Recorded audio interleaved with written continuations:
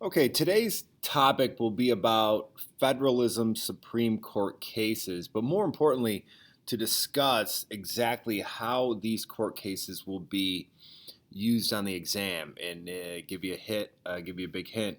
It's going to be in the writing portion with the FRQs. Now, one thing that I want to tell you is today there's a lot of controversial issues. And if you close your eyes and think, what is present in today's society that just if two people were debating would make people absolutely scream at one another.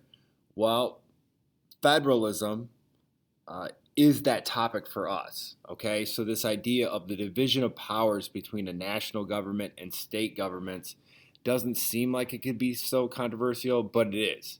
It's really controversial because what ultimately comes up is, who's got the right of way here? Is this a national government power or is it the state powers or is the state should be controlling these things? And so I know it doesn't sound controversial, but it is.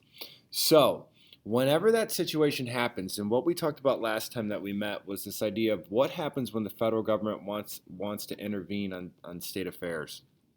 Well, we talked about that the national government will try to look in the Constitution and find something that will suit their needs.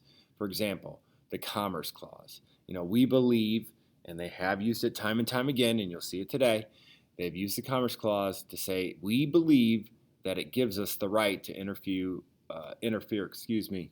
in schools or state commerce or marriages or even corporations. So they'll use that. Now, what happens if the federal government does that?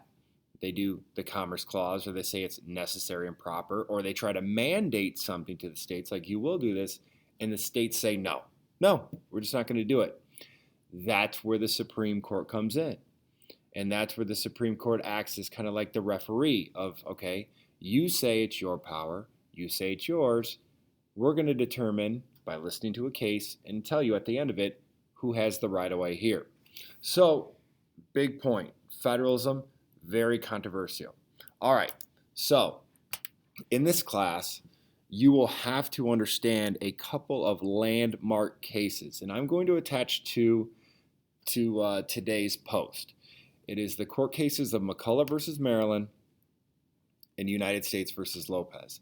These are the two court cases that AP and myself want you to know regarding federalism. All right?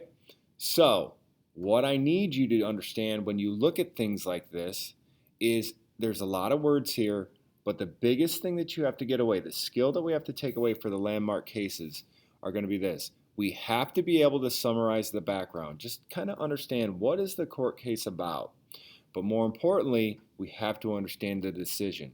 How did the court decide upon a very particular issue? And in this case, that issue would be federalism. Same thing down here with United States versus Lopez. There's a lot of words here, but there's a reason why I highlighted them. Because you need to understand just a small little background about it. So think of it like this. If somebody were to come up and be like, oh no, U.S. versus Lopez, U.S. versus Lopez, what's that about? And you would be able to say, oh yeah, hey, that's that court case about the United States federal government trying to ban handguns in schools using the Commerce Clause. And that's all you would need. That's all you would need. And more importantly, what was the decision? What was the decision of the court? So here we go. I'm just going to kind of briefly paraphrase, and then I'm going to show you exactly how you're going to have to be able to use these on the exam moving forward. Ultimately, what you're talking about with McCullough versus Maryland is this. At the very beginning of our government, the government set up like a national bank. And the national bank did things like, more importantly, it cut checks, it issued currency, and did other things that other banks would do. But the issue was establishing a bank is not in the Constitution. So what the federal government tried to do is they tried to say, okay, it's not in the Constitution. We get that. We'll give that to you. All right. But it's implied that we should have this power. All right. It's necessary and proper for us to coin money or to regulate commerce, interstate commerce. We need this bank. So even though it doesn't say it, It's implied. So, you just got to kind of read between the lines. That's what they're saying.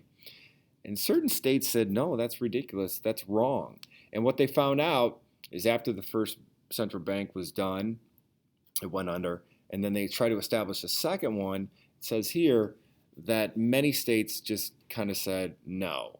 They found out that it was competing. The central bank of the United States put many different charter banks around different states. So think of it, there's one central bank, and then they do like little satellite banks, if you will, like you were in this state and we're going to put one in this state and this state. Well, they found that those banks competed with their own banks, so it hurt their businesses. And then they found out that a lot of times the people who ran these banks were very corrupt. But anyways, this is a story about whether or not the federal government has the right to set up these national banks. And more importantly, can states start taxing these banks if they have a particular charter in their territory? All right. So who has the right of way? Does the federal government have this power under the necessary and proper clause or not? Or can the states tell them get out? Well, ultimately what McCullough versus Maryland is going to kind of describe here is that yes, this is a pro-government ruling. Yes, the federal government does have the right of way. They can establish a central bank according to the necessary and proper clause. And down here it goes further. It also says, according to the supremacy clause, states can't tax those banks. Okay? Because remember, Constitution's 1, federal's 2, states are 3, and locals 4. So you can't travel up the supremacy clause. You can only go down it. So states can't tax federal banks. And so this is an ultimate win. The Supreme Court listens to it. They listen to both sides. Does the federal government have this power under the necessary and proper clause? Yes, they do. So that solidifies the necessary and proper clause. And can states invalidate the supremacy clause by taxing a level higher? No, they cannot. So it's a pro-win for the government. It's a double win. And it sets off a string of wins for the government in these federalism cases. And remember, federalism cases are all about who has the right of way. Does the federal government have the right of way in this case, or do the states? Now, that long winning streak will continue until we get to United States versus Lopez. Long story short, the United States Congress tries to pass the Gun-Free School Zones Act, which would ban handguns in schools and around schools. Now, let me just tell you this, and I'm not trying to be snarky here. No one believes that more handguns in school would be a good idea. Not that, the polling on that, just unlawful handguns in schools would be a good idea, okay? No one believes that. But the way the government did this is they said, okay, we don't control schools, but we control interstate commerce, okay? So commerce traveling between states. And these schools, they'll educate people. And these people will have, wonderful educations. They'll come into the economy. They'll take on these wonderful jobs. And the quality of one's education has a profound impact on that person's job. And more importantly, economic activity that person might produce between the states. So that's a very broad and generalized explanation of the Commerce Clause, but that's exactly what Congress tries to do. And so the states kind of, or Lopez, a young man who is arrested underneath this law, counters back and says, wait a minute, that's not right, okay? The federal government doesn't have the right of way here. So it becomes a federalism court case. And so what eventually happens is the question is asked, does the federal government have the ability to ban guns in the school via the Commerce Clause? And remember, up until this point, there's a long string of wins. It's all, hey, who's got the right of way? Federal government, federal government, federal government. So the Supreme Court is really, really ruling on behalf of the federal government, but this time they don't. This time they rule against it, all right?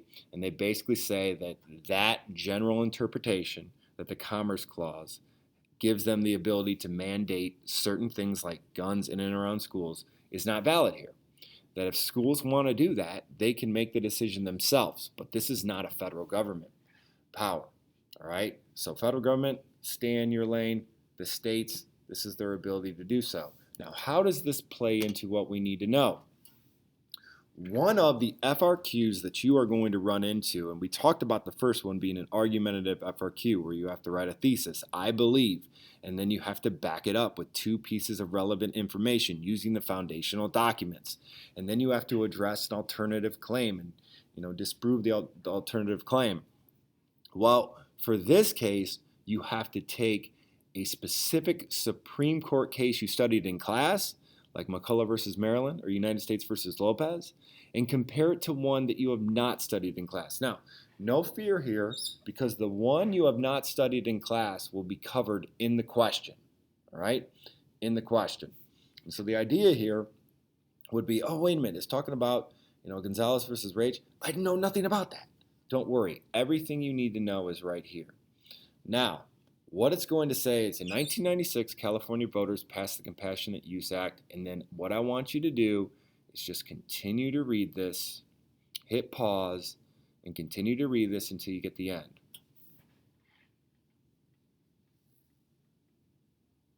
All right, I'm going to act like you just unhit pause and we're moving forward. This is what it's asking you to do for this particular FRQ. Saying, okay, you have 2 court cases. You have United States versus Lopez and Gonzalez versus Rage.